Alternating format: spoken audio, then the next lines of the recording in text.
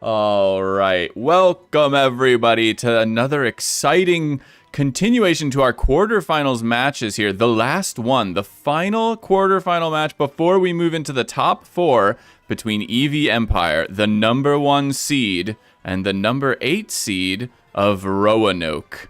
I'm joined here, as always, with my co-commentator and referee, Novoro. Hello, Novoro. How are you feeling today? Hello, everybody. I'm very excited to see this match. You know, we have the top-ranked team from the group stages facing off against one of the tournament favorites from early on, Roanoke.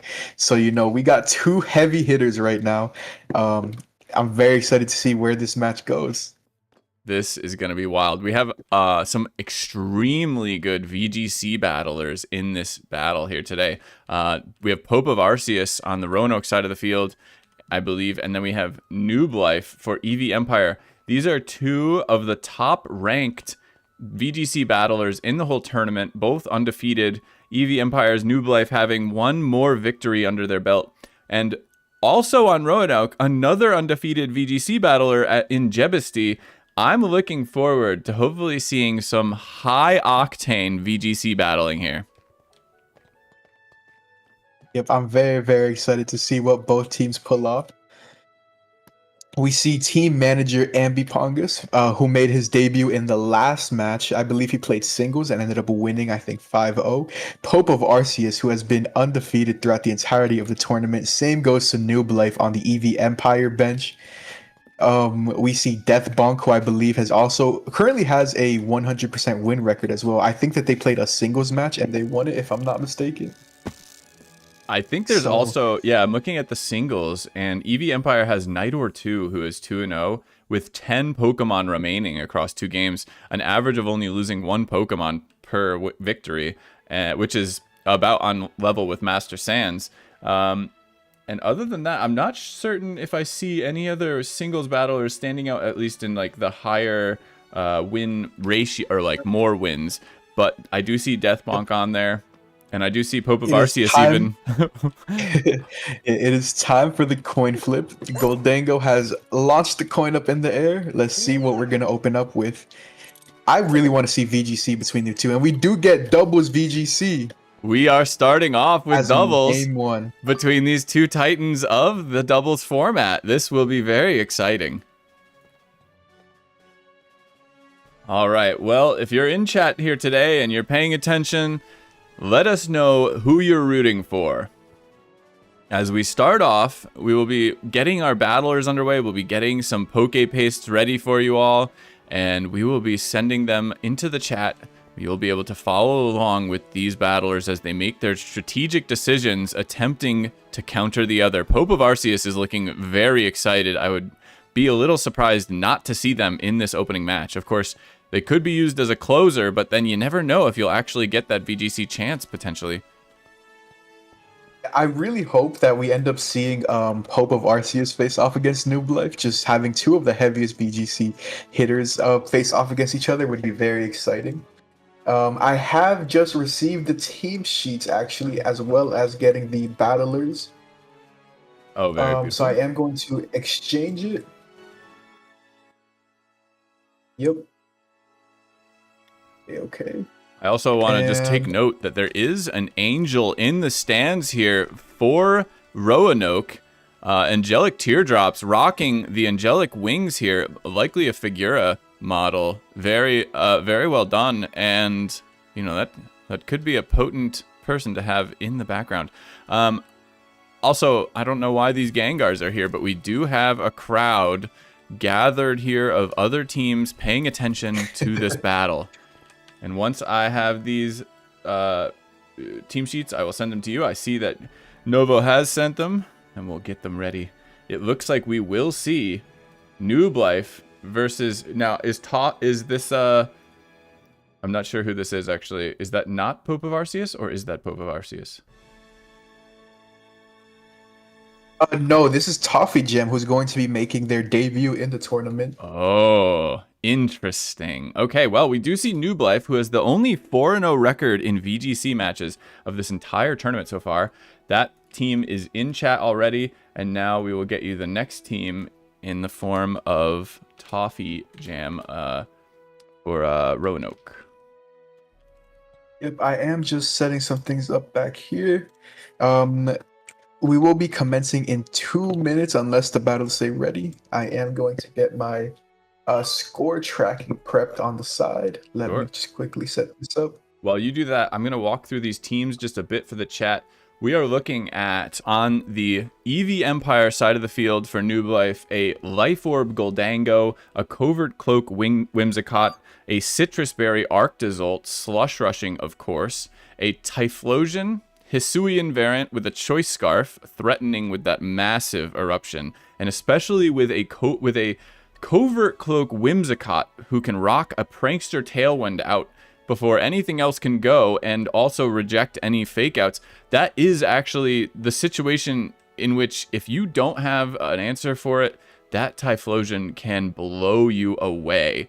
And some of the only things that will work there is something like a water priority move. But we have an Alolan, or a Wide Guard, of course. We have an Alolan Ninetales with a Focus Sash and a Choice Banded Meowscarada to round off that team. And on the other side, we see a very different team, something I have never seen before. We're seeing for Toffee Jam a Choice Scarf Tyranitar, Sand Streaming, of course. We have a Bruxish with the Dazzling ability. I believe that is something like Armor Tail, if I'm not mistaken. Preventing priority, is that true? Yeah, I'm checking right now. Let's see. It actually blocks. Yeah, it is like Armor Tail. It blocks it for itself and its ally. Okay, and then so that is very interesting. It does definitely weaken the Prankster Tailwind, but still Whimsicott is quite fast, so there is still a threat there. We also have a Covert Cloak Talonflame, rocking Gale Wings, a Kangaskhan with Silk Scarf, another Pokemon that I don't think I've seen in VGC so far during this tournament. Bruxish, of course, being one of them. Choice Specs Goldango, and an Amoonguss with a Citrus Berry. This is going to be a very interesting match.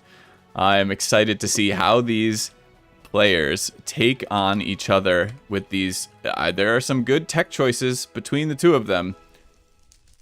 And whether it be Arctozolt Slush Rushing with Ninetales support, or it be Hisuian Typhlosion, or perhaps even a Goldango, and also Meowscarada Choice Scarf, this is going to be a terrifying matchup.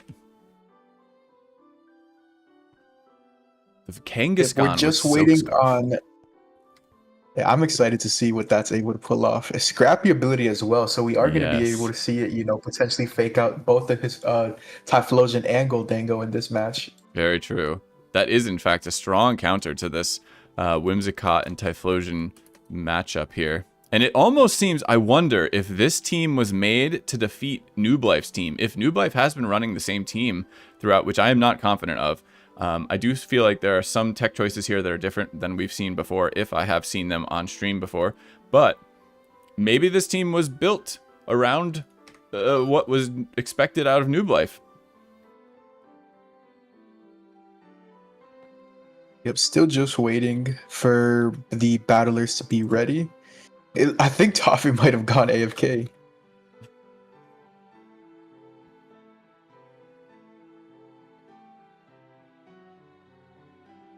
Yes, they have been disowned from Roanoke, apparently.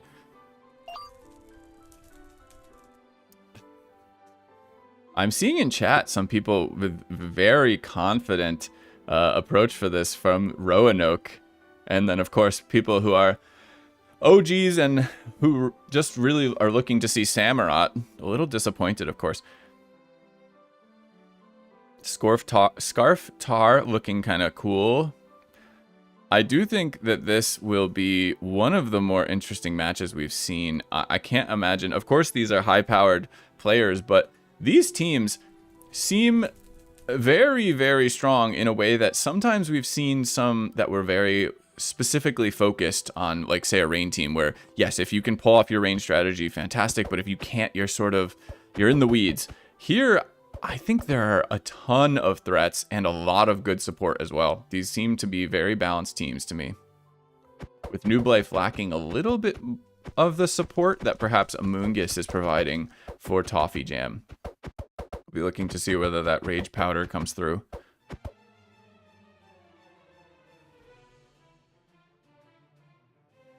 I think that the battler for Roanoke. Okay, they seem to finally be back. Okay.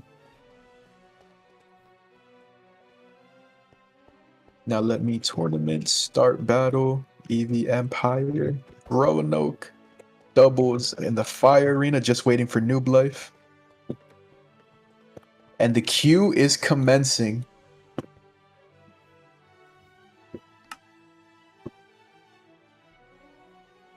Offie apparently a war criminal based on what I'm hearing in chat.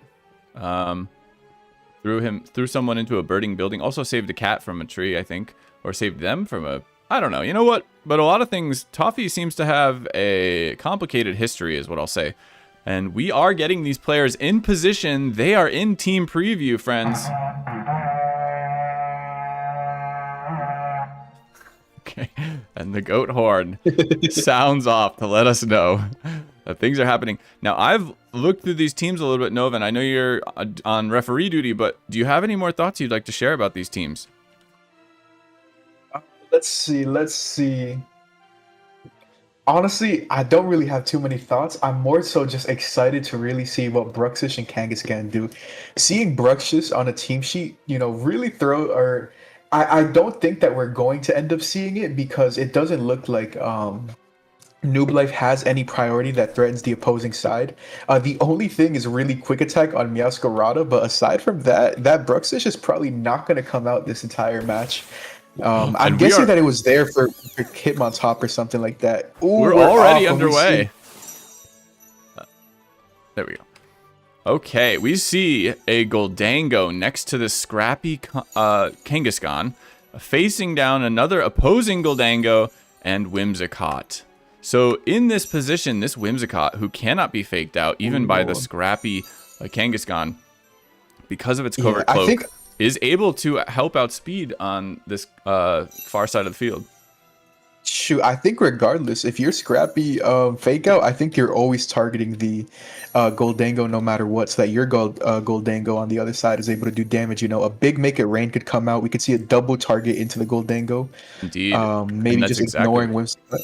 That's exactly what we see as the Make It Rain does come out and remove the Whimsicott after the Tailwind does get up.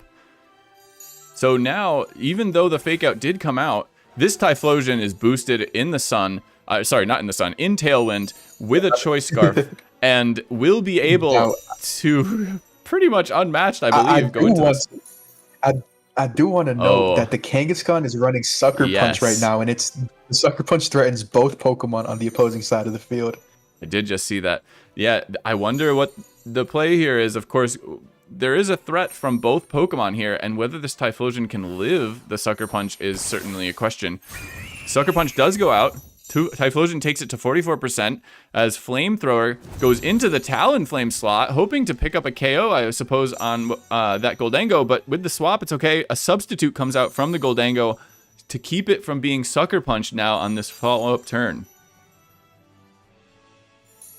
That was a nice switch to Talonflame, basically making sure that you still have all four of your Pokemon still intact. Your Goldango's alive in the back.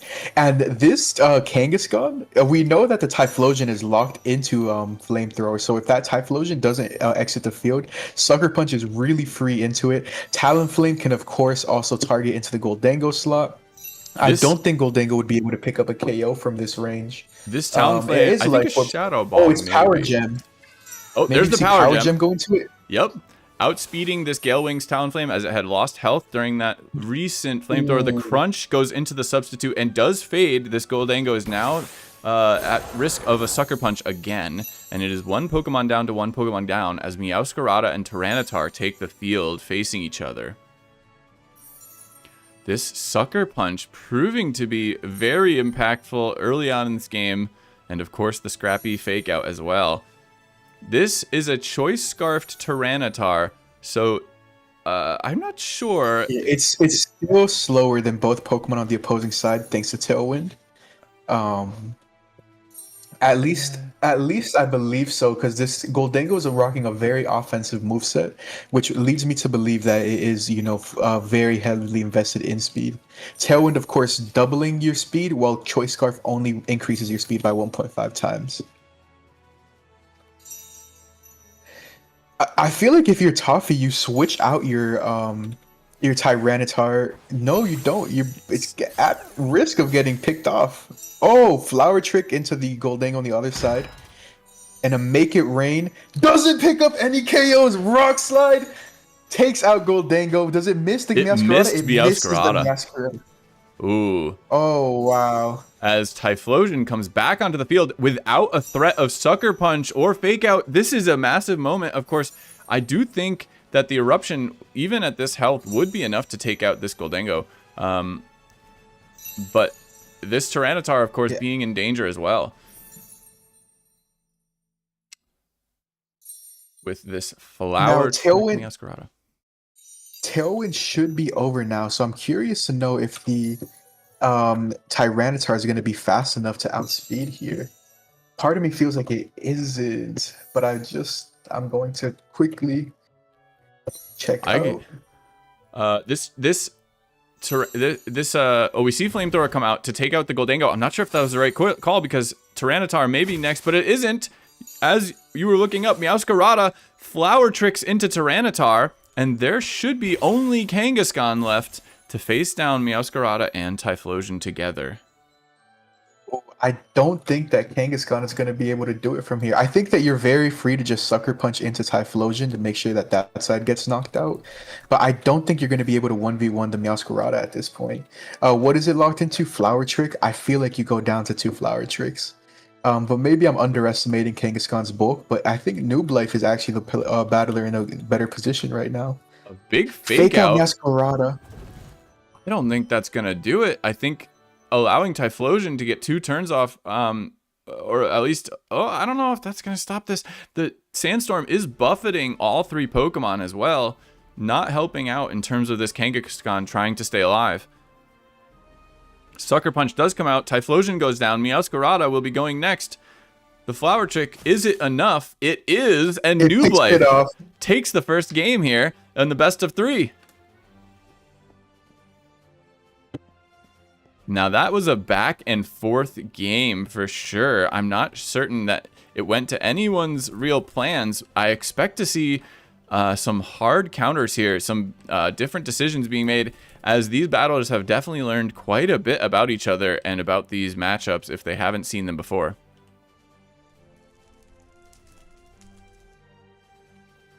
Now, and maybe importantly, I do think that if that Rock Slide connects from Tyranitar, that's a different game. That Kangaskhan might have been able to take out Meowscarada if Rock Slide had connected from the Tyranitar. That misses rough, but I mean, it is what, 90% accurate spread move. So, it is some odds that you always roll whenever you do Rock Slide. But I guess that goes for every single physical rock type move. Very true. Yes. Definitely. Yeah. I'm curious to know how much damage a Flower Trick would have done if he had Sucker Punched the Typhlosion to not take the Flamethrower, but I feel like in the end it didn't really matter which order that he went for. No, perhaps not, because I do think that, that is a banded Meowscarada. I do think it would have been able to hit for over 50% health there. And actually it didn't even need to because of the Sandstorm as well. But here we are in game 2, and we see the lead that I think I was the most afraid of. And without that Kangaskhan on the field, I actually see this as a major problem potentially. Typhlosion Choice Scarfed with Whimsicott Prankster being able to set up this Tailwind on turn 1. The only thing that could stop it potentially is a Bruxish swap-in, maybe. As then... that wouldn't... even then, Gale Wings, I'm not sure if that would help. Does that not work against Prankster? The Iron... So it would only stop priority moves that hit into Toffee's side of the field. It wouldn't prevent anything that activates a field condition on Nooblife's side of the field. Okay, never mind. But I do think that this lead from Nooblife is one of the most threatening in the game right now. Covert Cloak Whimsicott, you don't care if it goes down. It just needs to empower this Typhlosion either with Sunny Day or with Tailwind. Well, maybe another move you could make is just Brave Birding into the Typhlosion to try to reduce its health so that the eruption doesn't do as much damage as it maybe could. That is a good point. Yeah. But still, it's very likely that we're still just going to see that Sunny Day eruption come out because it is free. Gale Wing's Talonflame is Sandstorm activated, which is going to reduce the damage. Tailwind goes up. Whimsicott's and we see mutual Tailwinds. This eruption isn't even an eruption. Interesting choices. I'm not certain I understand why you wouldn't go for eruption here, except that you expect the Brave Bird. Even then, I don't know how that's worth it. We see the Typhlosion getting chipped down by Sandstream. I'm confused by that play. That said, the Sandstream here is a little bit of a bad thing for Toffee, as Gale Wings is now deactivated because of the Sandstorm. This Typhlosion, it was even more free. I'm not following. But Goldango comes in as Stun Spore goes out against Tyranitar. Oh, I forgot that Tyranitar was a dark type, it seems. Oh no, as Brave Bird brings Whimsicott to 3%, 2 massive lives, but will this Sandstream take out the Whimsicott? Yes, Goldango being immune with the Steel type is left on the field. Toffee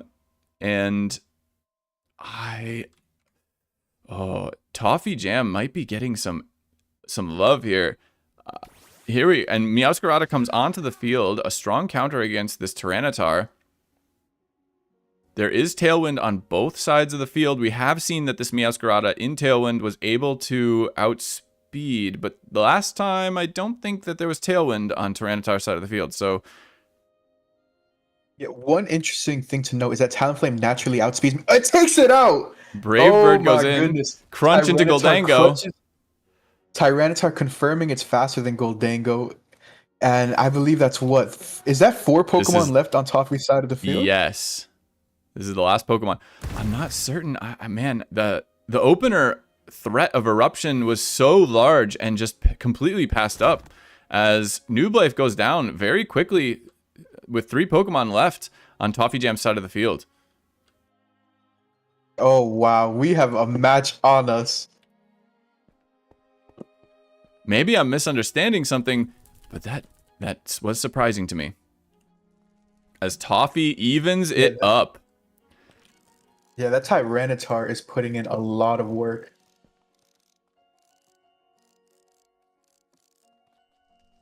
And we are going to a game 3. Winner of this set takes home the first point the first match point for their respective teams.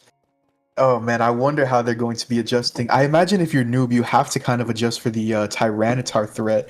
It's just been so huge for Toffee. I completely forgot that it's Choice Scarf Tyranitar too, so of course it's going to outspeed the Goldango on the other side. Oh man.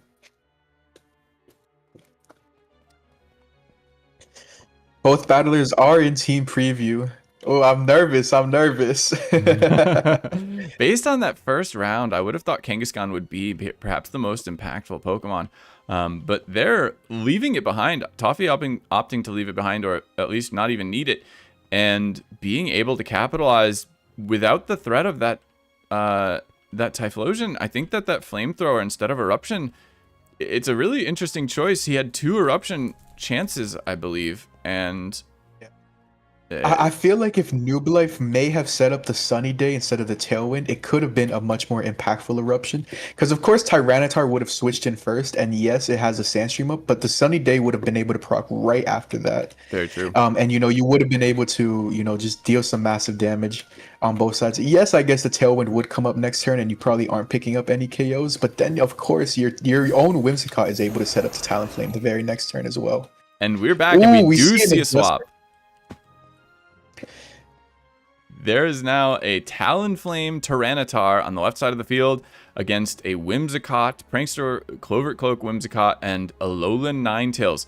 Now, the only issue I see here is that these Pokemon on the right side of the field are very threatened. They are, but they can provide so much utility this turn for whatever's in the back for Nubleaf. One thing that is a little bit rough is that Tyranitar isn't going to be in the sand stream because the Alola Ninetales is slower after the Choice Scarf activates, which is probably some good information to know. The snow is what ends up going up, so Noob Life is probably going to be very free to set something up like a Aurora Veil. Mm-hmm. We do see a Tailwind coming most likely out of both sides here. Yep. And the next move is Rock Slide from Tyranitar, missing the Whimsicott as Aurora Veil does go up. And this Tyranitar is. I would say that was a real good turn for Noob Life. He was able to get his the Aurora Veil up. Yes, the Ninetales did lose some health, but it's not really gonna do too much. I guess it can Moonblast into Tyranitar, but you know your Whimsicott is still gonna be at full health. It's still gonna be able to throw out some big Moonblast. Not Moonblast, but it's still gonna be able to, you know, Stun Spore into the Talonflame slot. Set up Sunny Day later for maybe Typhlosion paying paired up with it. We see Stun Spore go into Talonflame, as you said, as Kangaskhan comes onto the field to take a Dazzling Gleam from this Ninetales. And Talonflame is fully paralyzed.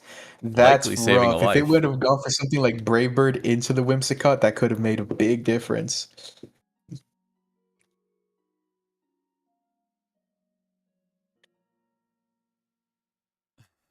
We have Kangaskhan on the field. Name is Mega Soon, faking out into Ninetales, stopping a Blizzard potentially as Stun Spore goes into Kangaskhan as well, but misses. And Ninetales flinch. Wait, what? Oh yeah, that was its fake out. Sorry, my apologies. As Brave Bird hits into Whimsicott through the Aurora Veil, not enough to pick up the KO, bringing it to 43%. Yep, Aurora Veil is down to 2 turns remaining thanks to no Light Clay on Alola Ninetales. Blizzard misses because Tyranitar got the sand back up, getting rid of the 100% accuracy. Talonflame paralyzed again. Oh my goodness. Now this is a big spot. If Dracozolt is in the back, this Ninetales needs to swap out to get the weather control back, as this Tyranitar did.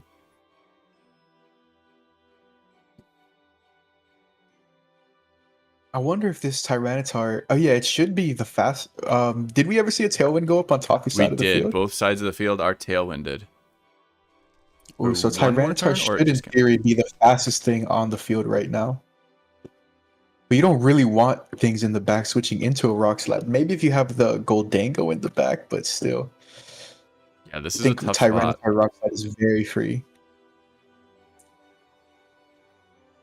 We see another Tailwind go up for Noob Life as Dazzling Gleam comes out of the Ninetales, taking down Talonflame and bringing Tyranitar to 38%, perhaps giving up on the Weather War as Rockslide comes in and does KO the Ninetales. There will be no more snow. And Whimsicott is barely holding on through this sandstorm at 13%. As Whimsicott, ooh. Oh, not a good matchup here as this scrappy Kangaskhan comes in to face the Goldango. However, Goldango, of course, being able to avoid that Sucker Punch with the substitute, unlike the Typhlosion. It can get faked out here, though. Yes, it can. And we'll see how these players play it. I don't expect this Goldango to be able to do very much on this turn. What moves does this Tyranitar... Oh, it's locked into Rock Slide, right. So there will be a Rock Slide coming out. And the biggest thing I suppose we could see is a miss into Whimsicott, but... I wonder if you just switch out your you switch out Tyranitar if you're Toffee so that you can switch to something like Crunch later down the line. Maybe leaving the Whimsicott alive for like another turn because it's not really gonna do. It doesn't have.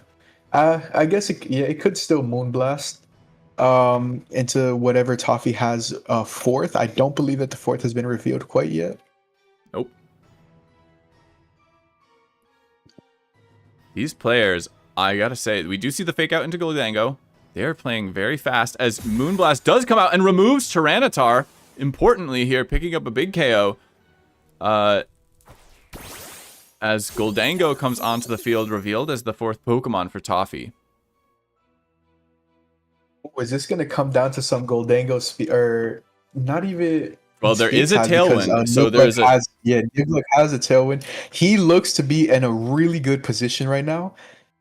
I have a feeling that that Noob Life is gonna be able to close out this match. He also has another Pokemon left in the back, whereas Toffee is down to these final Pokemon. The biggest threat potentially here is that Sucker Punch from Kangaskhan. It's also rocking Crunch and Headbutt. While this Goldango, which is Choice Specs, is rocking Make It Rain, Power Gem, Shadow Ball, and Memento. And the other Goldango is Life Orb, running the same set. And we don't know what else is in the back. It could be Hisuian Typhlosion. It's likely Arctozolt, but it also could be Meowscarada. Yeah, I think that this looks real rough for Toffee right now. Stun Spore into the Kangaskhan, misses again. Shadow Ball. Goldango Shadow Ball. Oh, and Picks it up the outspeeds KO. massive right there as Crunch goes in and Goldango lives. Whimsicott on 1% health after the sandstorm damage, just barely hanging around still. Oh, this Goldango could also just go for a substitute just to not play around the Sucker Punch right now. Yes, I indeed. think it's very free to just go to set up a substitute.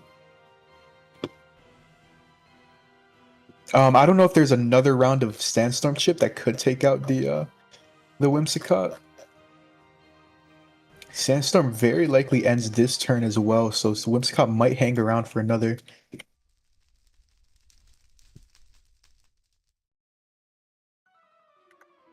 And as you said, I do think that this is a 100% winning situation here for Noob Life. Sunny Day goes up. There must be... Oh, this is keeping Whimsicott alive. Oh, he got him! Substitute. Noob Life went for the substitute. Very nicely done. Him. Substitute and Sunny Day, keeping Whimsicott alive, keeping Goldango alive, both. I love that play. That was really well done by Noob Life. He should be able to wrap up the double set from here. I don't think that there's anything Toffee can do. You know, you just double target, you go for your Make It Rain, and you go for your Moonblast into Kangaskhan, and down it should go. And sets up another Tailwind as well. Being very careful here as Make It Rain goes out and is enough to take down this scrappy Kangaskhan. Goldango goes down to some recoil, but that is it. Noob Life has won and put Eevee Empire in the lead, showing why they are the first place slot in this tournament. Noob Life continuing his streak of doubles dominance in this format. Very, very well played. Yeah, that was a great game. Great back and forth between these two battlers. And Noob Life going over... oh, never mind. I thought they were congratulating each other, but they're just crossing streams to get back to their benches.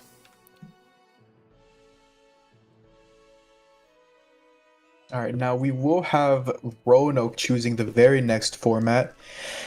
This is a best of 3 set, so if Roanoke loses the next match, it does mean that they are eliminated from the Cobblemon World Cup 2025. Oh man, it's just so much pressure when you know you're doing a best of 3 instead of a best of 5. Very true. I'm sure Eevee Empire is over the moon knowing that they have game 1 or match 1 secured.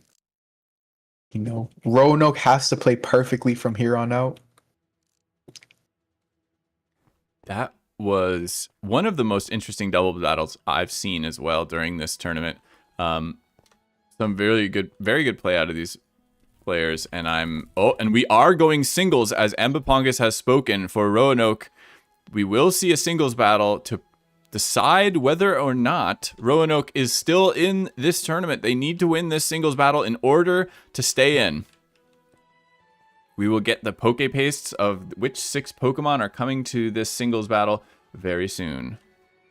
I imagine it's going to be Nightor and Pope of Arceus. That's probably going to be my guess. Oh yeah, we have seen Pope of Arceus in one singles battle.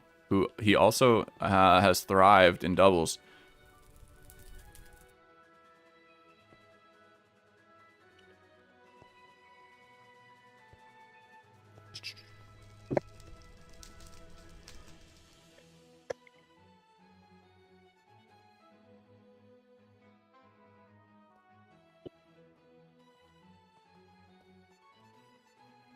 Okay, I have received both team sheets.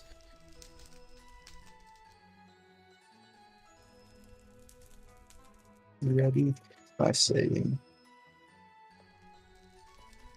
Hope of Arceus. I see them in chat. Fortunate hacks.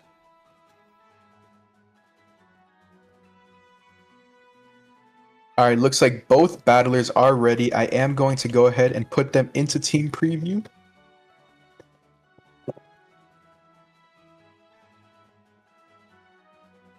And Vert, I am sending you both the team sheets right now. Both my predictions for who is coming in is wrong. We're going to be having Death Bonk, who's undefeated, representing Eevee Empire, and Arceus, not Pope of Arceus, representing Roanoke as well. This is, I think both players are having their second tournament appearance right now.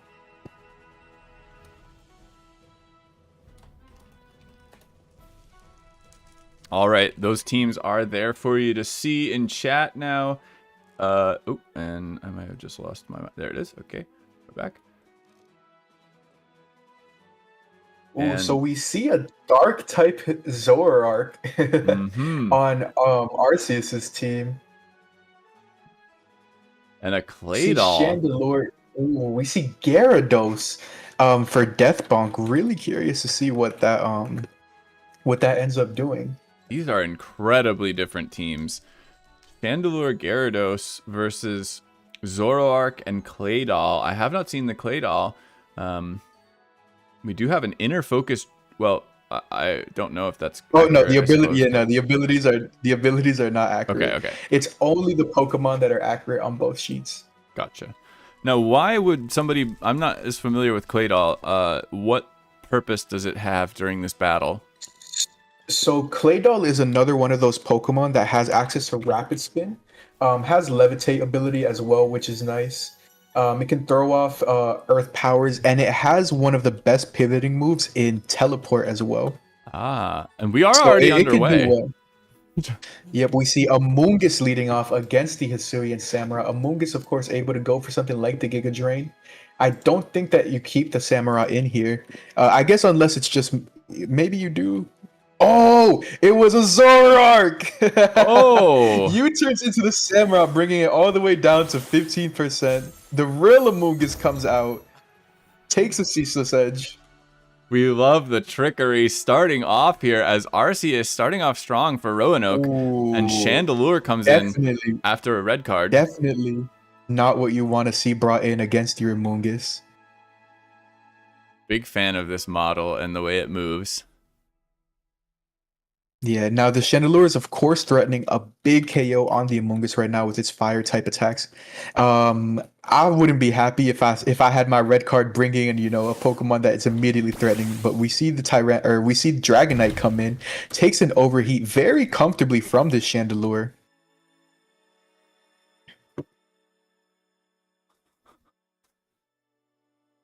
Oh, this is already a heated match, and these teams are not running stall. As far as I can tell, there's not much here for that.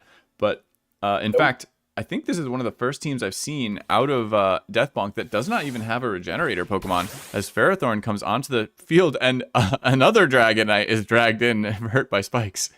Yep. This is a Zoroark revealed by taking both spikes damage and the fact that we just had one.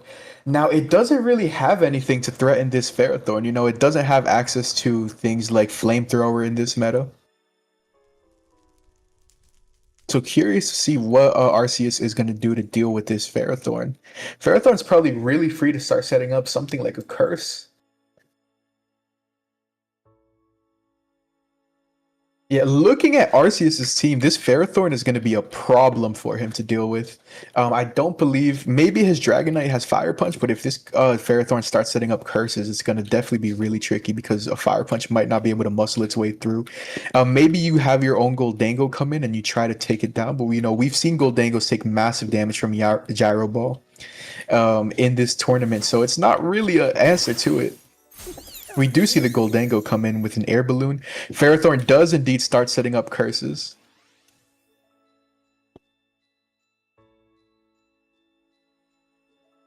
Something interesting is, of course, Zoroark does get access to the move Foul Play. I don't know how well it'll do against this Ferrothorn, but once it is boosted, that should do more and more damage. I mean, at the same time, Ferrothorn's defense goes up with every single curse. Very So true. yeah, the attack raise plus the defense raise kind of cancel each other out when you're looking at what am I trying to say? At foul play damage. I'm not seeing much else on that set that it could be running that will help in this situation. Goldango's air balloon has popped to a gyro ball as it nasty plots in the face of this Ferrothorn. It's extreme. This Goldango is extremely free to go for a shadow ball of its own. There's nothing that's really going to want to tank it from the other side of the field. Oh man, okay, this Goldango is looking extremely threatening. I feel like we're about to see a kill come out. I don't know if you let your Ferrothorn go down here if you're Death Bonk. Your Ferrothorn looks like it's really strong into Arceus's team. So I doubt you'd want to let the I doubt you'd want to just keep it in to take out some of these Goldango HP, knowing that if you lose this Pokemon, it is going to make your match slightly more difficult against Arceus. We do see it go out. We see Shadow Ball into Donphan. A critical hit, bringing it down to sturdy. I don't think that it really mattered too much. Goldango should be very free to just go for another Shadow Ball here.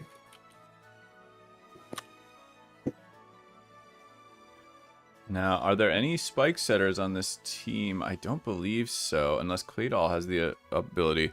So this Donphan isn't that important to the win conditions for Death Bonk. Arceus does have a Hisuian Samurott, which is the premier spike setter in the format right now. There's no picture of it, and I totally glazed over it. So that is potentially an issue, as Hisuian Samurott is now free to set up spikes on Death Bonk's side of the field. Yeah, Death Bonk does have 2 immunities in Gyarados and Kilowattrel to those spikes. But we'll see just over the course of the battle how all this ends up turning out. Indeed. And that Zoroark is rocking knockoff, so there are some opportunities to take out boots or anything like that, resisting these spikes. As we see Chandelure come onto the field, is this Pokemon assuredly fast enough? Now let me just quickly run into the calculator. Naturally, Goldango outspeeds, but Chandelure is known to rock a Choice Scarf. We see a Shadow Ball into Hisuian Samurott on Arceus' side. That was a nice play. Ooh, special defense drop, though. Yeah. That is a big special defense drop right there. There's a swap anyway as Ferrothorn comes onto the field. Ceaseless Edge going out. Critical hit to 62%. Very nice. A lot of damage coming back with Iron Barbs and Rocky Helmet on this Ferrothorn. Yeah, Arceus now has the spike set up, though, so that spike is there to stay for the remainder of the match. And certainly a second one if they want it. Wow, so a lot of times it isn't too worth getting your second layer of spikes. First spike, of course, doing 12.5% damage upon every switching. The second spike only increases that damage by like 6%, I believe. That third layer of spikes is what bumps it up to 25%. But we do see Ferrothorn go for an Ingrain. Does Dragonite have Encore in this meta? What an incredible play that would be. If we saw Encore come out here, that would be wild. Doesn't have Encore, but it could go for something like a Fire Punch. Zoroark. Because do we know that this is a Zoroark or a Dragonite? I don't remember. They were around similar This Dragonite didn't take Spike's damage, so it's definitely not the Zoroark. You're right. Fire Punch does come out. Ferrothorn hangs on. A big curse. Goes for a curse. That's a greedy curse.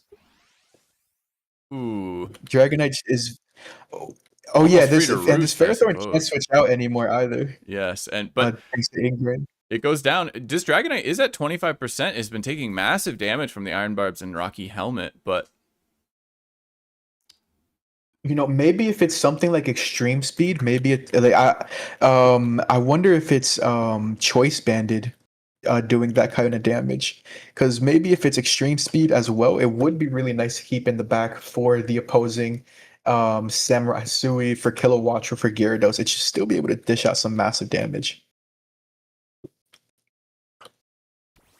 We do see Gyarados. No Intimidate activates, so this is a Moxie Gyarados. Oh, this is scary. This is very scary because it's very free to just set up a Dragon Dance right now.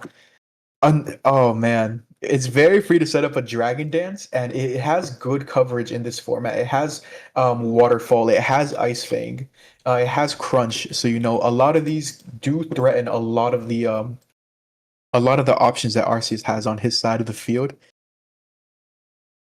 I wonder, oh man, if this isn't Choice Lock Dragonite and does something like Thunder Punch. No, Thunder Punch doesn't really exist in this meta for Dragonite, I want to say. This Gyarados, if it sets up a Dragon Dance, is going to be so scary. This is what you wanted to preserve that red card on Amoonguss for. Oh man, Ice Fang comes out, picks up the KO. And the Moxie boost comes in as Samurott hits the field.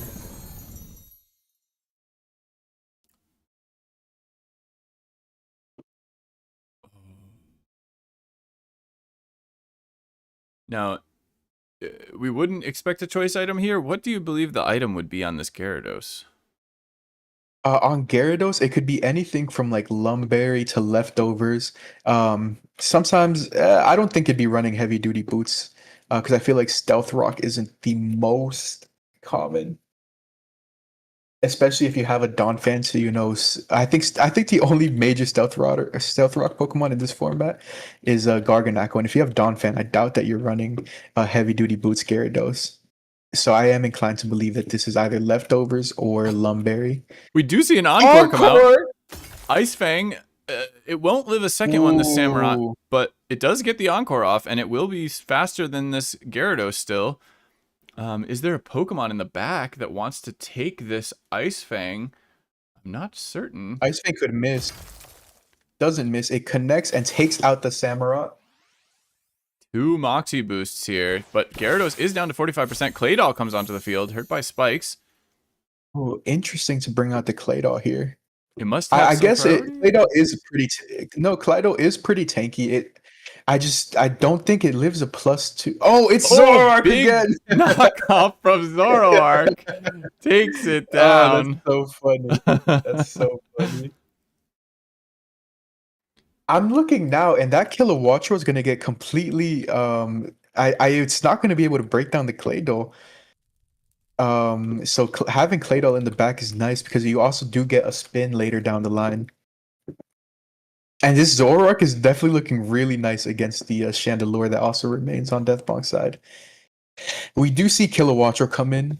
I imagine that all you do here is switch to the real Claydol. I'm loving the Zoroark game. I want more of these. Maybe Deathbonk.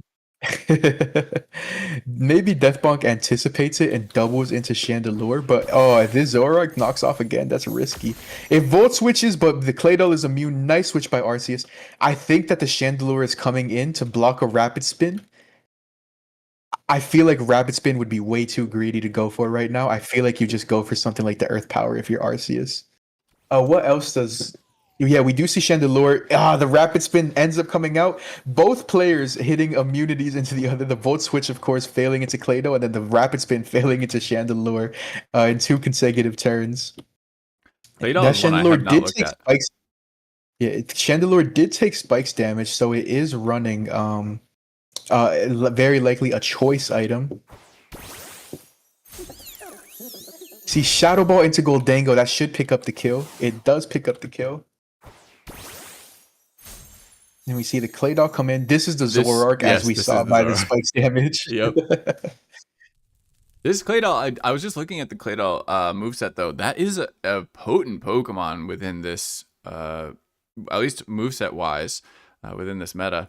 A lot of good things there, including Explosion potentially down the line. Yeah, I think that this might be either the first or second Claydol we see in the entirety of the tournament. Of course, it doesn't have access to any recover move, which is, not really... Big Pursuit takes down Chandelure. Hey! A massive play from this Claydol. That's the first time I've seen Pursuit pick up a KO like that. And if he has his Claydol in the back, oh my goodness. That was really well played by Arceus. Well done.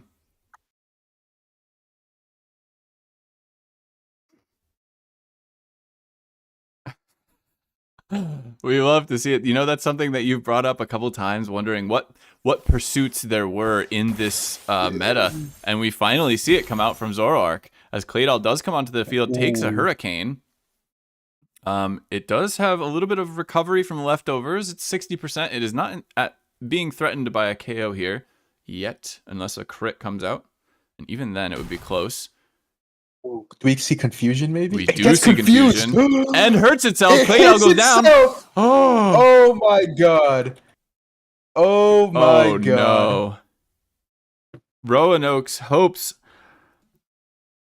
are hanging by a thread as that Claydol gets taken down by a Hurricane Confusion and self-hit. Wait, is the Zoroark the only thing left alive? It definitely isn't going to be able to take a Hurricane. I think the only thing that Arceus is able to hope for is just that Hurricane misses from Kilowattrel. Oh my goodness. Oh my goodness. Is Amoonguss still alive? Amoonguss isn't taking a Hurricane either. Well, it does have a... Oh, well, Effect Spore isn't going to activate either. Never mind. But again, that is another chance at a missed Hurricane.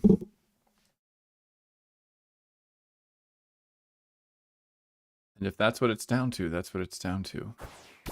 We do see Amoonguss come onto the field. Or actually... Maybe you pray... Well, it could be either one. I think. It could be. Maybe if Hurricane misses! Knockoff comes out. It is enough. Kilowattrel goes down. Oh my god. The scenes right now. And Samurot's the only thing left. Falls to Spikes. Arceus has won. Arceus. And pulls the series even. Oh my god. Incredible. Oh, dude, that's crazy to see. The RNG works out for both teams here, as at first it looked as if the Hurricane Confusion self-hit would define that game, but instead Arceus comes back and is able to win it off of a missed Hurricane. Dude, that's incredible. Incredible stuff on both sides. I really thought that when that Claydol got self-hit with Confusion, it was probably over from there, but oh wow, that miss. Pokemon is always going to be leaving you on the edge of your seat. You know, if it's not 100% accurate, it's 50% accurate. Oh my lord!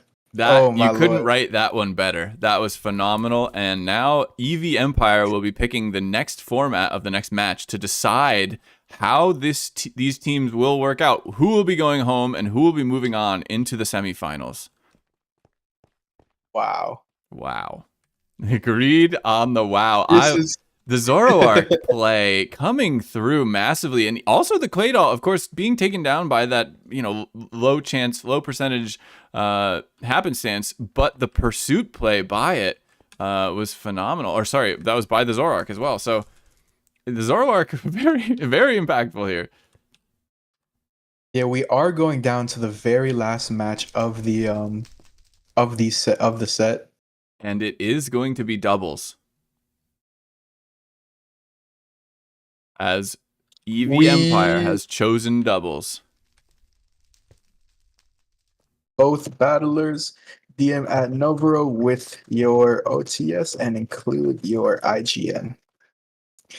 It looks like they saved Pope of Arceus for the very last moment. Oh man, they saved their heaviest. Roanoke saved the heaviest hitter. Let's see. Eevee Empire. They of course. Let's see who they have on their bench right now. Who could we see? I don't think I've seen President 50 or Very Big Flex too much in this tournament. President 50, I think, maybe have shown up once or twice in previous rounds. Oh my goodness. Now, I gotta say, as someone who has a decade plus experience in baseball, competitive baseball, I love when I see a closer come in at the end. You know, if your strongest start, sometimes it's not best to lead with your best battler, if that is how they feel about Pope of Arceus. And having him at the end is an absolute boon. Of course, maybe there is some sort of tech that that Eevee Empire has been preparing for our Pope of Arceus, but this is the way to do it, in my opinion, while it can be scary, you have to trust in your leads, and then you have to bring out your strongest player, sometimes your strongest pitcher. I love this. I love seeing this out of Roanoke. It's good style points, if nothing else.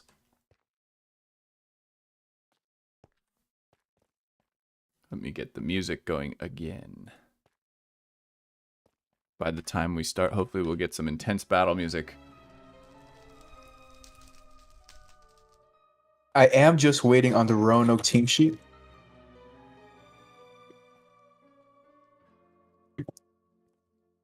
Oh my goodness. I love it when matches like this all go down to game 3. There's just, everybody's on the edge of their seats.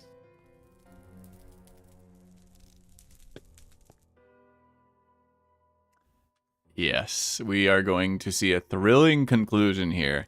That's for darn sure. And once we get these Poke Pastes, I will pop them in chat for you all. I'm excited. I'm excited to see what tech these guys pull out.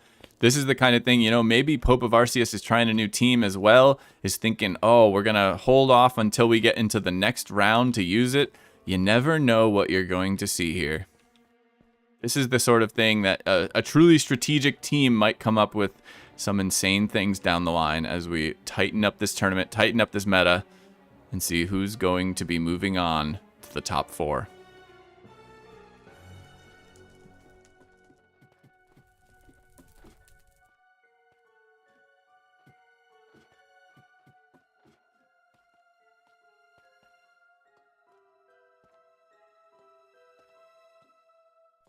We do see President 50 bouncing around on the battlefield. They may be the answer. Waving towards the stands. The Eevee Empire is calling forth.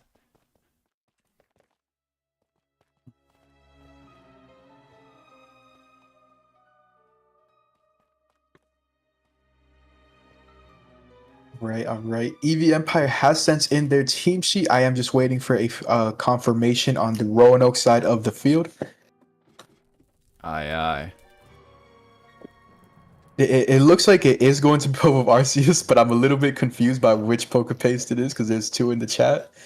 So I'm just getting final confirmation here.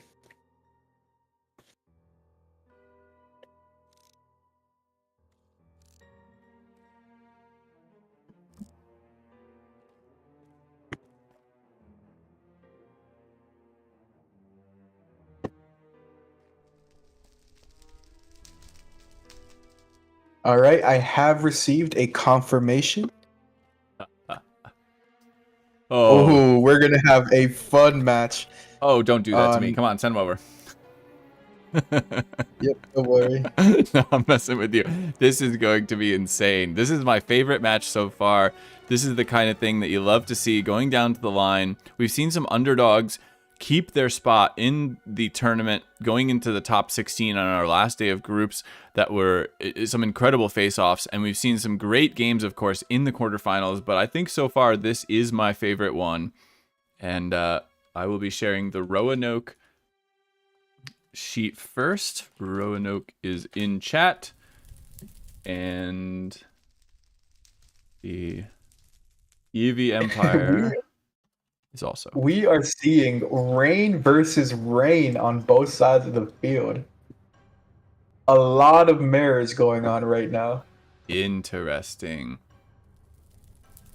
What I find most interesting about that actually is that we've seen Rain a little bit struggle in the past versus more meta teams, but these players seem confident.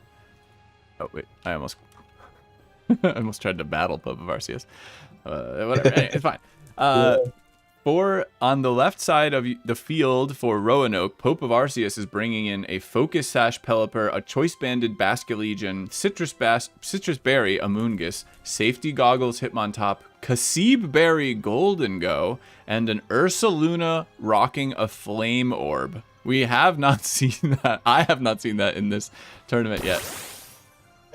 Pope did bring this exact team to his last match.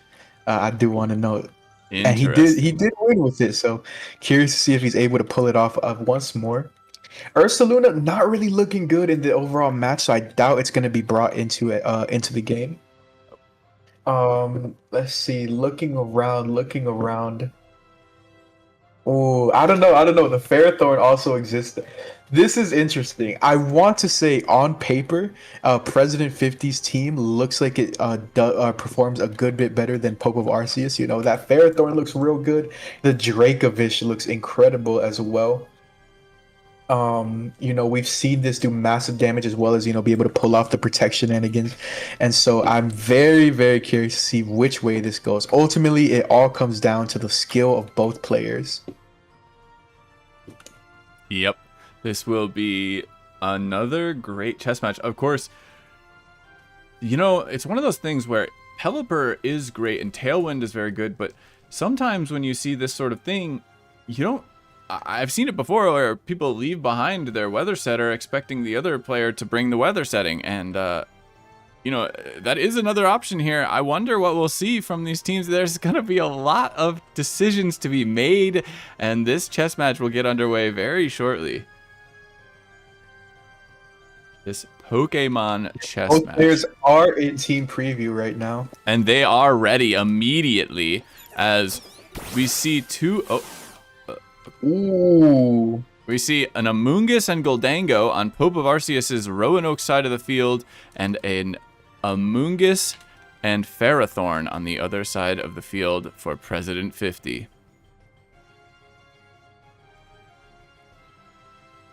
Yep. Very, very curious. I wonder if it might be possible that neither player brought a Pelipper because they were expecting the other one to set up right for them. It is possible. It's very possible. Yeah, Goldango looks really good right now. Of course, pretty much shrugs off anything that could be coming out this turn. Another important Amoonguss thing, on both sides don't really look too good either. the Amoonguss on Pope of Arceus' side of the field is pretty free to... sorry, I suppose that's not true. Ferrothorn is immune to Spore. Never mind, I take it back. I believe that's the case. So, but both of these Pokemon being immune to Spore is very interesting. I wonder if we'll see a swap, or if the Rage Powder on President 50's side of the field is required to protect this Ferrothorn from a big Shadow Ball. Honestly, I feel like in this position, Pope is I think Pope does have a better matchup currently. Goldango, of course, being the Pokemon that's able to exert the most pressure on the field right now. I wonder if you're Pope, if maybe you just try to go for spores into the opposing side, expecting them to switch out. Because I think if you're President 50, one of your Pokemon definitely have to leave the field. That does seem true to me. I do think Spore is a powerful asset here, and I don't think it's going to be helping President 50 quite as much, even if, I mean, because one of the threats to this Ferrothorn, I would say, is the Hitmontop in the back, and it is rocking safety goggles. So that threat is minimized as well. One of the swaps that Yeah, I you would think hope for. that Pope's Goldango actually looks very free to also just set up a substitute. Looking at it right now, I guess Ferrothorn can, you know, maybe hit off some big Iron Heads into the opposing Amoonguss as well. Oh man, both players taking their time every turn. They know that these turns are all going to be so impactful. We see the Pelipper come in as Rage Powder goes out on that side of the field for President 50, hoping to keep this Pelipper healthy. Goldango substitutes. And the other, we do see a Spore, but predicting the wrong Pokemon to switch out, so it goes into the immune Amoonguss. I wonder if President 50's heart dropped when he saw the Spore come out. I'm sure that's but very true. nicely done to switch out the Ferrothorn instead of the Amoonguss. And we do see at least So now a single the Hurricane. Pelipper. Yeah, Pelipper is threatening a big Hurricane on Pope's Amoonguss. Goldango, of course, is this setting up. Goldango behind a substitute, very free to just hit into the Pelipper right now. The Clear Smog follow-up on the Amoonguss will help to prevent a... Pelipper put to sleep. Very big. This Amoonguss was in one Hurricane range, but this Pelipper will be sleeping on the next turn. Whoa. And this Goldango Things are is looking threatening. really dangerous. This Goldango is looking scary right now. so free to just dish out shadow balls. It's still behind a substitute as well. Pelipper went sleep. Amoonguss is definitely going to be sticking around for another turn. Oh man, Pope has set himself up extremely well. Wow. I think all you do is target into the Pelipper slot. This Amoonguss just feels like it sits on this field forever and can't do anything against these two. I wonder. I really do think that that's the only play you go for. I think because there's nothing happening this turn, and there's nothing that this Amoonguss can really do. I wonder if we see potentially Ursaluna hit the field. It wouldn't surprise me to see it come out here in some form. We see Rage Powder show up from the other side of the field from President 50 as Make It Rain goes in, chipping Amoonguss down almost one shot into this Amoonguss as Giga Drain goes out into the Pelipper, bringing it to 20%. And that Pelipper has now sat through its single mandatory turn of sleep, but whether or not it will wake up in time is fairly unlikely. We will see maybe a Rage Powder to protect, but if there is another Make It Rain, there's nothing that can be done here. This is an awfully tight spot for President 50. As Amoonguss leaves the field, Basculegion instead comes onto the field. Make It Rain goes out. This Basculegion will be prepared for whatever comes out as both Pokemon go down. 2 Pokemon down for President 50 while Pope of Arceus is sitting with 4. Dracovish comes in. It is not tailwinded, but the rain is falling, and Ferrothorn joins it. Now this Dracovish is rocking a Mystic Water, and it does have the ability to protect, importantly. Basculegion is still the fastest thing on the field, and this Goldango substitute is still up though. I just, oh man, when that Goldango got up a substitute, it's just, I don't know. This is looking real complicated for President 50. I don't know what you do in this situation. Basculegion is gonna be the fastest thing thanks to the Swift Swim. It could still go. Both Pokemon on the field are going to resist Wave Crash, but this is still Basculegion rain boosted a Wave Crash that comes out. I guess Phantom Force is also just a move that you could, or another option you can go for. It prevents your Basculegion from getting hit. I wonder if you just double into Goldango on this slot. We see the Phantom Force come out and a Shadow Ball into the Dracovish, who did not protect. Crunch comes out and breaks the substitute, and a Curse goes up for this Ferrothorn. I mean, I understand the want to set up, but it's never going to be fast enough that, I mean, obviously, I don't know how well it's going to be taking hits either. We know the Goldango is faster than Dracovish as well, so Dracovish, maybe goes for a protect. I think Goldango is very free to just set up, Phantom Force into the Dracovish, picks it off. Goldango does set up another substitute. Oh, and this on the Basculegion. Oh man, I think it's a wrap up. I think Hope is going to be able to take this home. Oh, what do you do as President 50? I think that. Oh man, I think that the lead immediately put President 50 in a really unfortunate situation, because once that Goldango got that substitute off turn 1, it was sitting behind it for pretty much the entirety of the game. I don't think that you can win it from here at this point. Pope of Arceus should be able to just clean it up from here on out. He should be able to bring it home. Indeed. Yep, I do think that this one is a good one for them. Phantom Force, Basculegion disappearing, potentially keeping it safe from a Power Whip, while the Nasty Plot goes out again and into a substitute. Goldango sitting doesn't break the substitute either. Oh no, yeah, you're right. Oh, yeah, that is tough. Shadow Ball should pick up the KO right here, I believe. And the Shadow Ball does. And a 1-0 lead for Pope of Arceus. That's President 50 growling in the chat. Pope of Arceus growling in the chat. Okay, we see both. And now game 1 goes to Roanoke. They are 1 win away from securing their spot in the semifinals of the Cobblemon World Cup 2025. First seed Eevee Empire, for probably the first time in the entire tournament, is facing a real threat of actually being eliminated. They have to play perfectly from here on out. You can't afford a single loss throughout the remainder of this match. Now, we did see Pope of Arceus. He could have had a Pelipper in the back. We don't know. We don't know what his fourth Pokemon was, but we did see that tech choice of not bringing Pelipper right out, at least. And I wonder what we'll see here again. Yeah, I wonder what goes through your mind if you're President 50. You know, Pope of Arceus being able to also secure a 4-0. Oh man. I think if you're President 50, the whole lead just needs to switch up. You can't let yourself get in the same position as before. Both battlers are back in the team preview screen. I initially thought that President 50's team on paper looked a lot better than Arceus's, specifically for this matchup, but I'm being corrected right now. Arceus able to maneuver his team extremely, extremely well. And now we'll find out what sort of different strategies they bring out in the second round here to determine if Pope of Arceus wins, Eevee Empire is going home, and if President 50 can pull out the grudge match and force a 1-1 game 3, then we will see them have one more chance. But President 50 with back against the wall here. Yeah.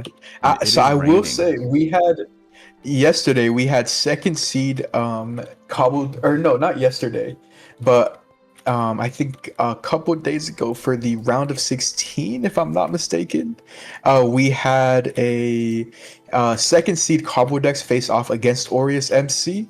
That was a difference of about 5 slots, but Eevee Empire being the first ring seed and Roanoke being the 8th seed in the quarterfinals. I believe that this is the biggest difference in seeding between both players. So this would end up being the biggest upset of the knockouts so far, should Roanoke be able to bring this home. You know, I'm always rooting for the underdog, but here I just am rooting for a good match.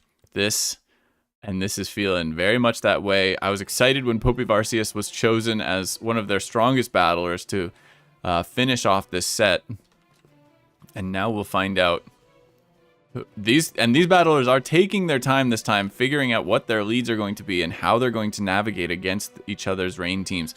And I do think like one of these things is just, you know, do you bring Pelipper? Pelipper's a great Pokemon, but if you can get off, if you can be able to exist without it, you are in a very strong position here. Yeah, I mean, Pelipper in its own right is of course very strong too. It does have that stab hurricane that's 100% accurate in the rain. The hydro pumps that we've seen do massive damage over the course of the tournament, and as well as being able to set up tailwind or protect to, you know, maybe make your own Swift Swim Basket Legion faster than the opposing one. It's just in its own right, Pelipper is also very good. Of course. Oh man.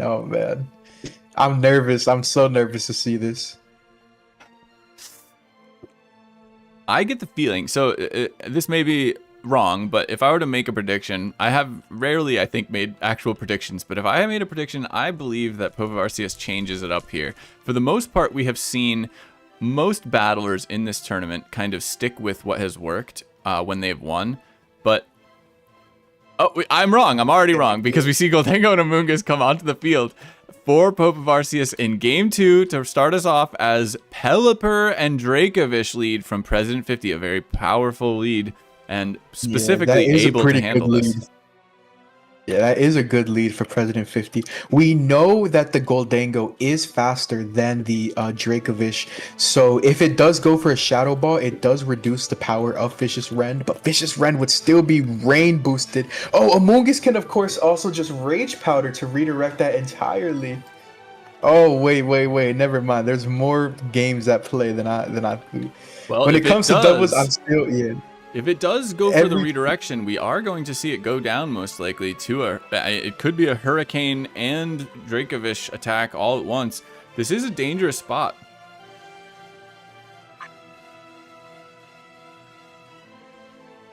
Now, the winner of this encounter is going to be facing off against Squirtle Squad MC in the semifinals. So that should make for a very interesting match. Both those servers being pretty similar with the staff teams, and their battle is all getting along very well. We could still see a semifinals consisting of Eevee Empire and Squirtle Squad, two sister servers. There's a critical hit. Oh, as wow! Goldango sets up Substitute. The Substitute does live through the hurricane, but Amoonguss is critical hit by the banded Dracovish in the rain wave crash. Fish's Rend.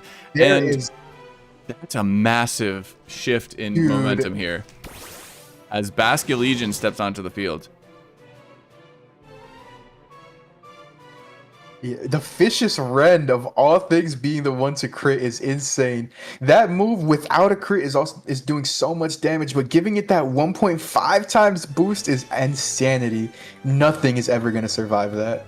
No, that is one of the hardest hitting Pokemon in Cobblemon right there. Yeah, the Goldango is behind a Substitute, so it is free to, dish out a Shadow Ball right now, maybe into the Dracovish spot. But that is definitely a very good lead. A very nice turn 1 for President 50, preventing any Pokemon on his team from being put to sleep that turn. And now we see the third Pokemon as Basque Legion once again. We still have not seen a fourth Pokemon out of Pope of Arceus, so we're not sure what he's bringing in the back. But just so we take a look at it, it could be an Ursaluna, a Pelipper, or a Hitmontop. And if you have the Hitmontop, I think you'd bring it right now. So I'm not certain that getting advantage of that Intimidate now would make sense, or the Fake Out. So it's likely either the Pelipper or the Ursaluna.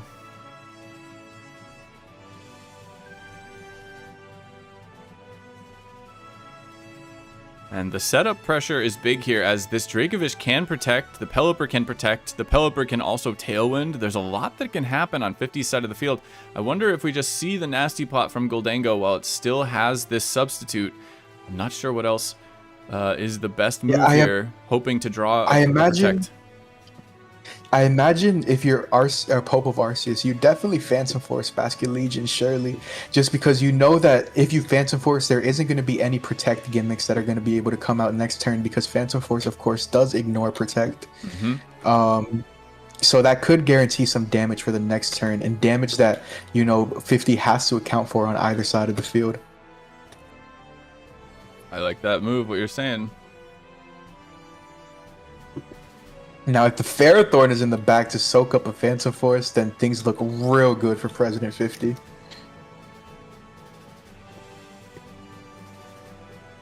We see a Wave Crash come out instead, as the Pelipper drops just below 50% and does go down. No Tailwind will be allowed here. Crunch breaks the Substitute on the Goldango, but that is a massive turn for Pope of Arceus, being able to perceive that there will be no Protects. And now it is Basque Legion versus Basque Legion. And this Basque Legion on Pope of Arceus' side is locked into the Wave Crash.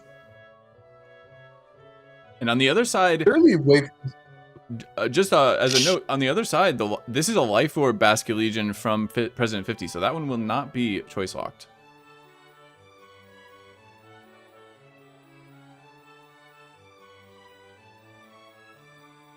Surely a regular Wave Crash from President 50's Basque Legion Foreign Affairs should be able to take out the Goldango from this range. Ooh, having both the Dracovish and Basque Legion, it's definitely very unfortunate that Amoonguss went down to that crit turn 1. It would have looked real nice facing off against these two Pokemon right here. Yeah, this is still looking like a strong position for President 50 as far as I'm concerned. Both those Pokemon going to be very fast, and Goldango standing a little bit tenuously. Yeah, I wonder which Basque Legion is going to go first. They're both activated by Swift Swim right now, right? Yeah, both are Swift Swim.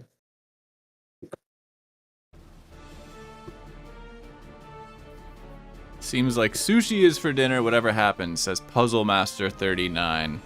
And I agree, and it's going to be delicious.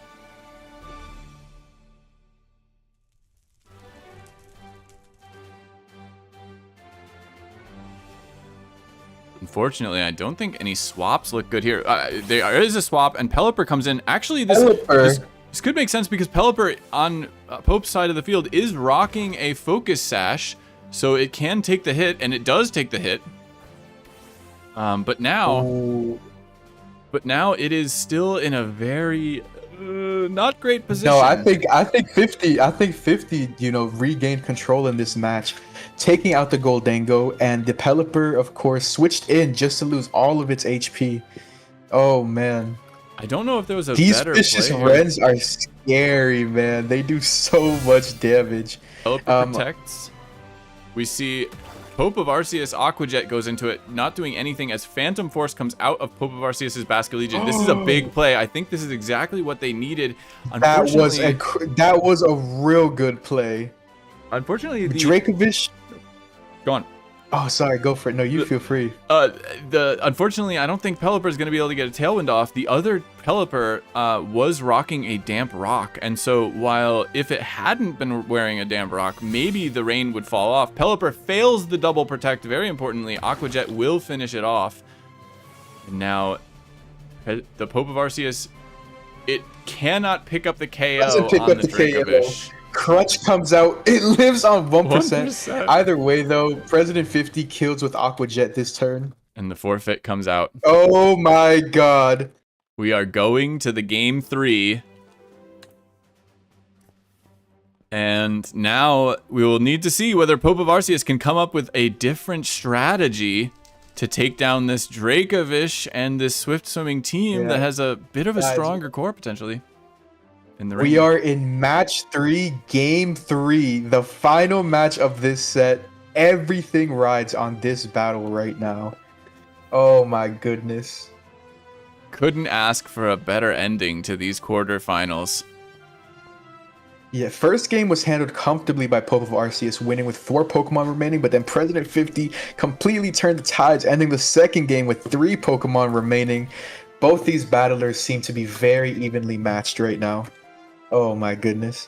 This is easily the most trash talk I've seen in, or hype talk, you know, it doesn't need to be trash talk, but in chat right now, just both teams going off.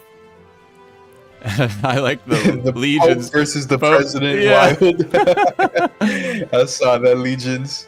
The leader of the Catholic world versus, well, the president of some country. It's looking good. Yeah, you wonder. Arceus specifically. That's true. I'm sure the other Arceus is on the bench, you know, hoping his Pope is going to be able to bring it to victory here. Might have to switch. Might have to switch if he doesn't.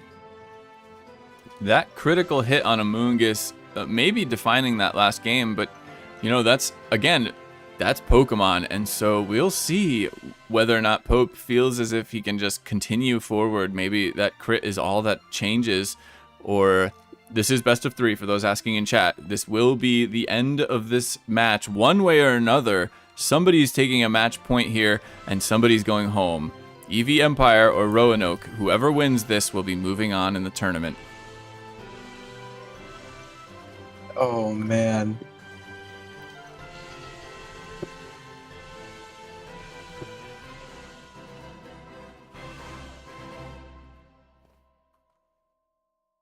The calm before the rainstorm.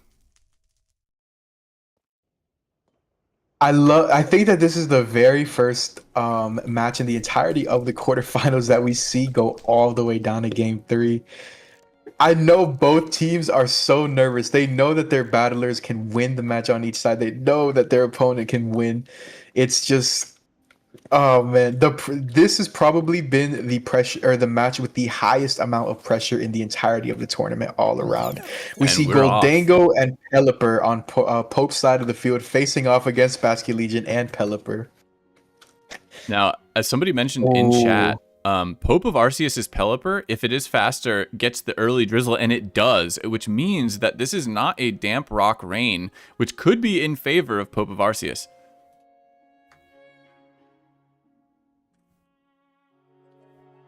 And we. Ooh, great call by random person. That's not even something I would have considered.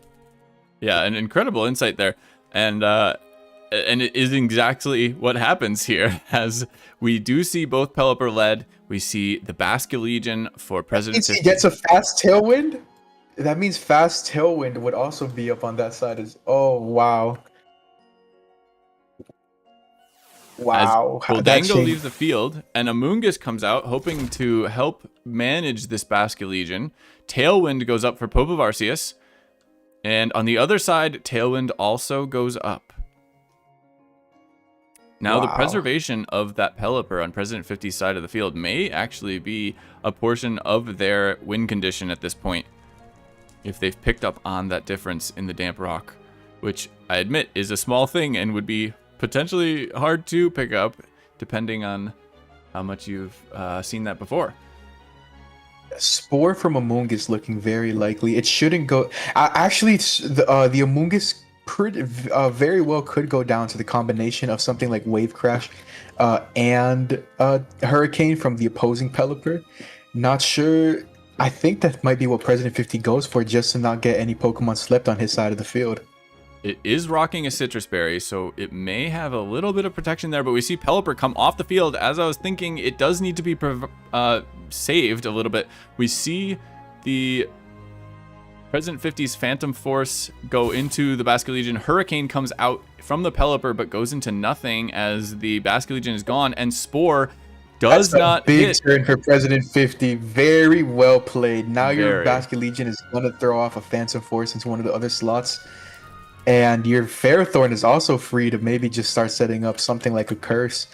Maybe you Iron Head into the Amoonguss to try to pick up a KO. That was really well played by President 50. Agreed.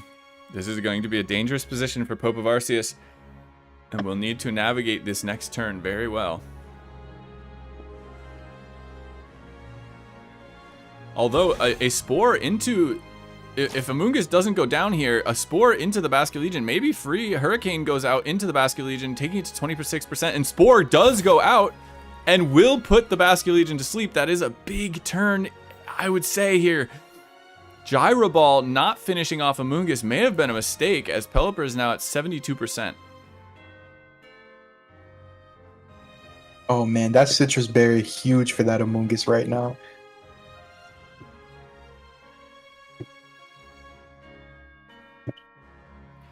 Oh man, I really don't know which way this battle goes. Now, I really don't know. If Amoonguss I wonder if live, Goldango.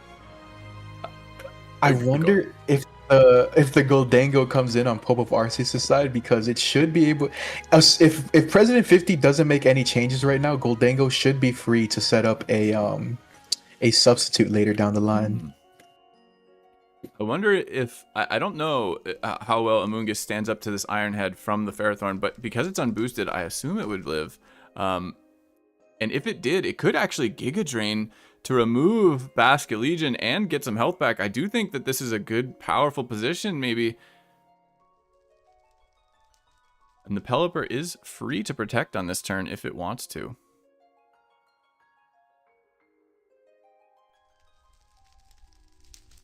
I don't even think Pelipper needs to protect on this turn. I don't think so either. I'm just, as something that is very rarely seen, feels like in the Cobblemon meta, I'm always looking to see whether or not there is an opportunity for it.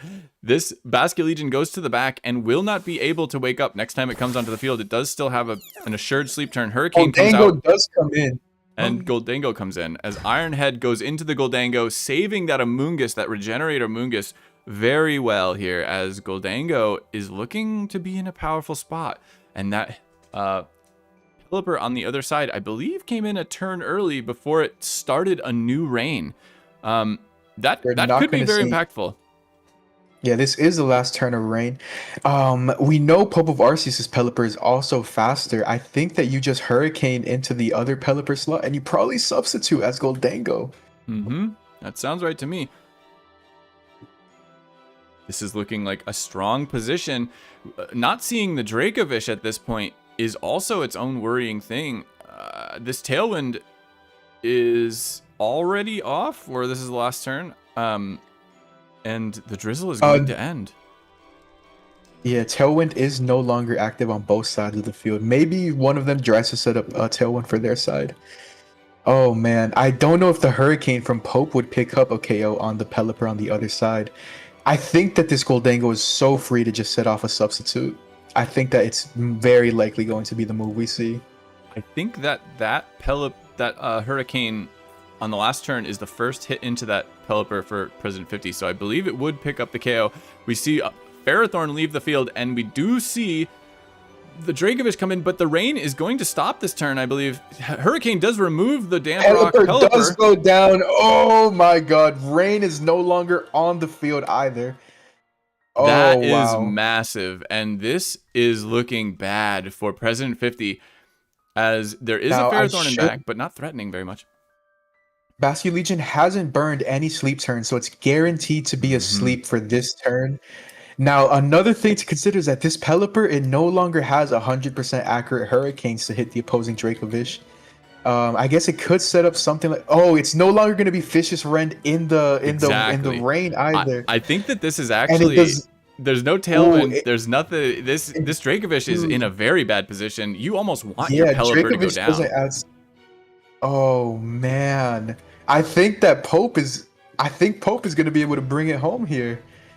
There's no swift swimming happening. This Vicious Rend is not going to be powered up unless it goes into the Pelipper. But if this Goldango hits the Dracovish, it's over, I think. And it looks like that'll be what happens here. We still do not know what else is in the back. Yeah, I don't think that the Goldango ever goes for Nasty Claw in this situation. I think that would be a threat. Alternatively, if that go, man, we see a protect from Dracovish, which is smart, but it can't hold on forever. This is buying a turn for Basque Legion maybe, as Tailwind does go up for Pelipper. This is a great play. I think Pelipper is here to go down. You don't want your Pelipper to come back onto the field facing these two Pokemon, so I think you want to sacrifice it most likely. Basque Legion can still wake up here. Yep. But it will not be swift swimming. We see a swap. Shadow Ball goes into the Basque Legion, removing it. And Dracovish will be brought back onto the field as Hurricane misses.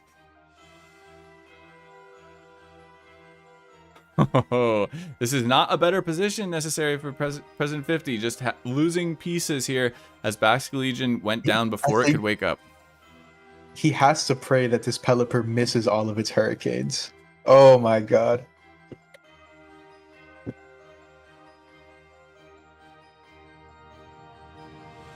Can't think of a way to force this. This Pelipper is free to Hurricane or protect. Not that you really want to protect, but you can elongate this if you think that he's going to target your Pelipper.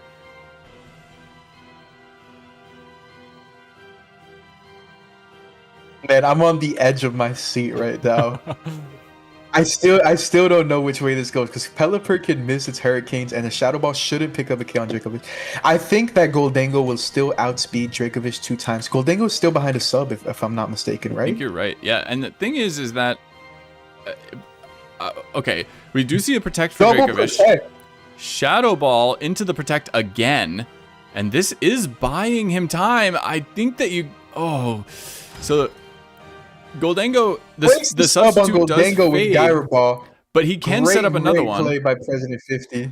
And if you're Pope, you need to keep your Goldango alive here, hoping that your Pelipper goes down, because you don't want to swap it out, but you want Amoonguss back onto the field. I think, I mean, a double protect may be a win condition here for President 50 if you're not going to set up another sub. Then you're going to need President 50 has already gone for the double protect. No. That was actually a swap, I believe. So they swapped and then brought it back on because the Basque Legion came down. So that wasn't a double protect. Right. But he can double protect here, and I don't think it's... I mean... The mind games are at another level. Oh my god. Yes. Oh my god. I do believe that another substitute coming out here is a powerful move. There's still Tailwind, of course, and these Pokemon are not being helped by anything on President 50's side of the field. We've seen Pope's fourth, and these are the last 2 Pokemon for Pope, whereas on... we have not seen Pope's 4th Pokemon. I take it back. President 50, we have seen all 4, and he is down to his last 2, I believe. Protect comes Fails out, the double protect. fails, Goldango substitute, substitutes. and the Hurricane goes Does it into. land? It does land. The Dragovich to 33%. Gyro Ball comes out. Pelipper to 42. Pelipper can take another one. I think that might be it, but Goldango does need to stick around here, I think. Oh, I think you just doubled into Ferrothorn this turn. I don't know. I think it might be over there. Shadow Ball is always going to pick up the KO on Dracovish. Goldango is behind the sub. It's going to be leading at least for the next 2 turns. And I believe there's one more turn of Tailwind. Hard to say.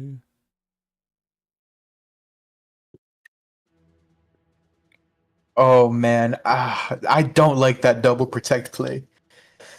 I don't like that double protect play. Of course, it is a coin flip, but oh my goodness, he already ran that coin flip earlier in the match, if I'm not mistaken. Mm-hmm. We see the Shadow Ball come out. Dracovish goes down, critical just in case. Hurricane comes out and does land, bringing the Ferrothorn just above 55%, and the substitute does fade. Oh no. I think it's over. I think it is over. Is about to win. He still has a. The Amogus in the back isn't gonna do anything, but we Shadow see Ball the Shadow into Ball. It hangs on. Does Hurricane also land? It does, and that's it. Roanoke have taken it. Pope of Arcee is celebrating. Eevee Empire will be going home, but Roanoke will be moving on to the semifinals, the top 4. An incredible finish. Oh my god. Wow. Roanoke has secured their place in the 2025 Cobblemon World Cup. They are the last team to make it to the semifinals, knocking out first seed Eevee Empire in the process. That is the biggest upset so far in the entirety of the knockout stages so far. Oh my goodness. Now, I should know something that's super exciting is that this does mean Roanoke faces Squirtle Squad MC in the semifinals. Squirtle Squad MC, of course, very likely to be invigorated knowing that they're here and that they have the opportunity to avenge their fallen comrades in Eevee Empire. That's going to make for an absolutely amazing match to see. Oh my god. This is crazy. That was really, really fun to watch. Hope of Arcee is closing it out. It was another 4-0. I didn't even see that at first. Yes, that was a commanding victory there at the end. And really, I'm not sure if it was a prediction from President 50 perhaps, but the positioning just felt very unfortunate for them, as with the faster Pelipper, with that Drizzle going down, and then the Pelipper coming back onto the field 1 turn early before it could get a second rain up, that really seemed to be the end of it to me. But a phenomenal job by both of these battlers and both of these teams. And for Eevee Empire, we hope to see you in future Cobblemon World Cups. But for Roanoke, congratulations, and we'll see you in the semifinals. Yep. Oh, let's see. Just to kind of let everybody know about what to expect in the future, we only have 4 matches remaining in the entirety of the World Cup. We will be seeing Tropomon and Aureus MC on the other side of the bracket face off against each other on July 15th, as you may have seen by Vert earlier today. And we're also going to be seeing Roanoke Network face off against Squirtle Squad MC for the semifinals, and we are going to finally be moving over to the Champions Arena. These are the last 4 teams remaining in the tournament, and it's all down to the wire from here. We see all the Gengars invading the field. The Roanoke mascot, of course. Oh my goodness. Oh my goodness. It is a Roanoke takeover right now. We will be entering the Champions Arena for the first time come July 15th. And I'll take you guys close in. I did say that there was supposed to be a match here today during the announcement. That was a mistake. But you'll get to see maybe the Atrium today. And join us on the 15th. to see the Our- stunning conclusions to these incredible teams battling for almost a month. Oh my goodness.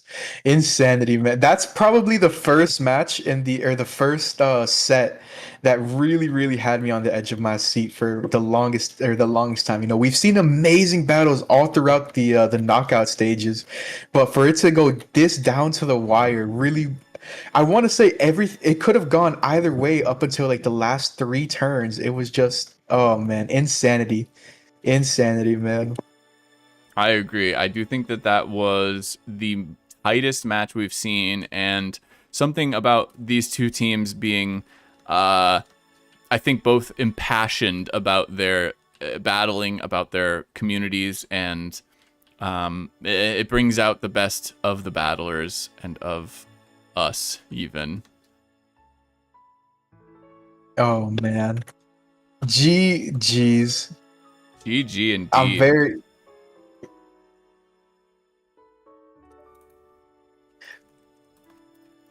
I just checked my Discord, sorry. No worries. But all right, folks, that does wrap it up for today's tournament day. You will see us again on the 14th.